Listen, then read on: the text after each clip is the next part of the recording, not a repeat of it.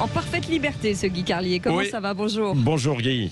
Eh bien, ça va très bien. Bonjour Cécile, bonjour Patrick, bonjour à tous. Alors, vous voulez nous parler de quoi ce matin ?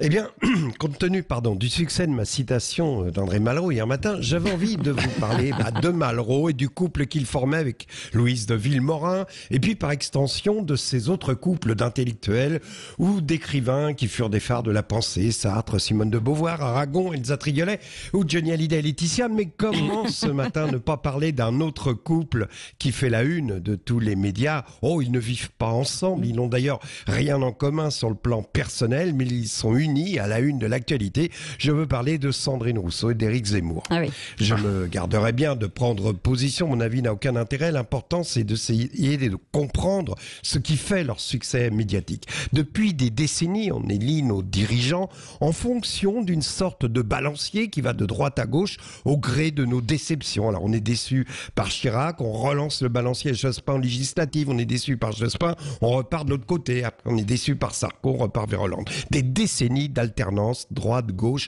et de déception. On rêvait de Clémenceau, on avait Fillon, on rêvait de Mendès, on avait Hérault. Aujourd'hui, nous avons atteint un tel point de déception que les Français ont décidé de donner un peu plus de force au balancier, et nous voilà avec Rousseau et Zemmour. Et les partis traditionnels ont l'audace de dénoncer les dangers de ces nouveaux venus dans le paysage politique, mais ce sont eux, les partis traditionnels, qui ont amené ces créatures à faire la une. Parce que la droite classique, avec qui elle nous fait rêver aujourd'hui? Gérard Larcher. Bah oui, là voilà l'explication de Rousseau et Zemmour. Gérard Larcher, imaginez ceux qui ont juste besoin qu'on les rassure parce qu'ils ont peur. Imaginez un jeune en détresse, imaginez ceux qui ont peur de l'avenir, de ce nouveau monde. Pensez-vous une seule seconde qu'ils puissent rêver de Gérard Larcher, caricature coupe rosée, repue par les banquets de congrès, président du Sénat dont les prédécesseurs se nommaient Poncelet, Monory et Poher. Rien que ces noms donnent le vertige. J'ai étudié le programme de Sandrine Rousseau.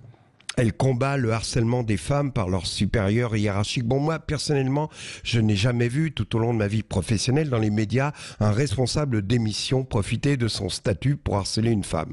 Bon, d'un autre côté, j'ai travaillé avec Laurent Ruquier, Stéphane Bern et Marc-Olivier Fogiel. Donc avec eux, sur le plan du harcèlement des femmes, c'était plutôt calme. Mais sérieusement, il est évident que le combat des femmes pour le respect et la dignité est essentiel. Car pour elles, le danger est partout, de New York à Kaboul. Mais je voudrais dire à Sandrine Rousseau qu'il manque dans son programme un point essentiel de la lutte des femmes qu'a soulevé ici même Cécile il y a quelques jours. Je veux parler des hommes qui ne relèvent pas la lunette des cuvettes des WC. C'est peut-être un détail pour vous, mais pour elle, ça veut dire beaucoup. Et là, je suis concerné d'ailleurs, car il y a... Mais je suis sérieux dans ces quelques gouttes d'urine que laisse l'homme sur la lunette des WC. Quelque chose d'humiliant pour la femme, quelque chose qui nous renvoie à l'animal qui marque son territoire. Et derrière le côté rigolo de ces quelques gouttes de la secousse finale, il y a finalement un manque de respect inconscient, mais réel, et finalement une humiliation de la femme. Je suis sûr que Zemmour ne relève pas la lunette de la cuvette des WC.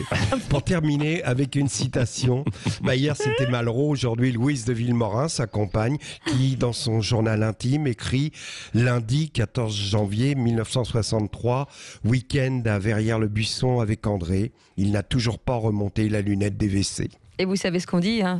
Homme à lunettes. Hein, vous savez ce qu'on dit? C'est l'adage. Merci. Voilà. Beaucoup, à demain. Guy Carlier. Voilà, vous avez vu la chute par Cécile. Merci Guy Carlier, Carly Live chaque matin donc à 8h moins 10 sur Sud Radio.